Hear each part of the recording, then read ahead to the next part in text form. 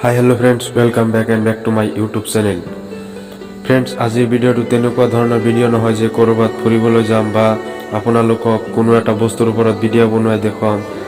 আৰু আজি তেনেকুৱা ভিডিঅ' হ'বলৈ গৈ আছে এটা দুখৰ বিষয়।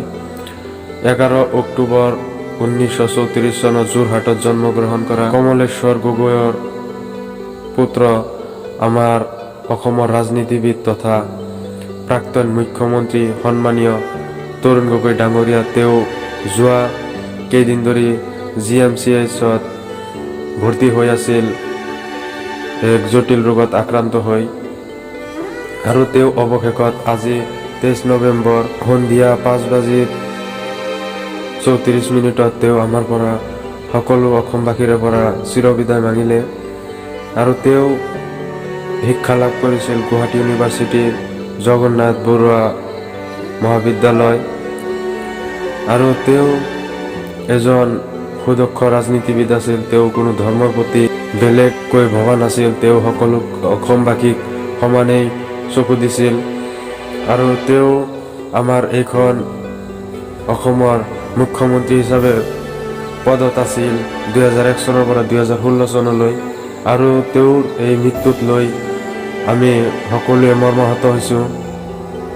লগতে তেওঁ এতিয়া য'তেই নাথাকক কিয় তেওঁৰ আত্মাই যাতে শান্তি পায় তাৰে সদ্গতি কামনা কৰিছোঁ, আৰু লগতে তেওঁৰ পৰিয়ালৰ যাতে সকলোৰে মনৰ সুস্থতা আল্লাহ বা ঈশ্বৰে দিয়ে তাৰ বাবে প্ৰাৰ্থনা কৰিছোঁ। কাৰণ এজন মানুহ এইখন পৃথিৱীত চিৰস্থায়ী নহয় যে টকা পইচাৰে বা ধনী হ'লেই জীয়াই থাকিব পাৰে, সেইটো কোনো ধৰণৰ কথা নহয়। আমি এদিন সকলোৱে এইখন পৃথিৱীৰ পৰা যাবই লাগিব।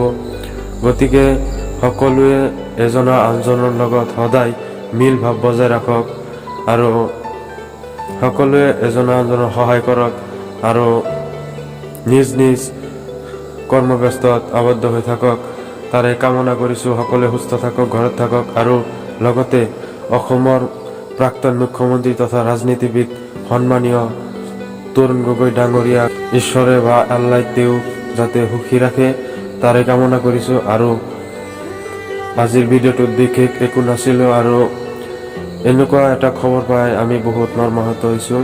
চ' আজিলৈ ইমানেই। বাই বাই, জয় অসম।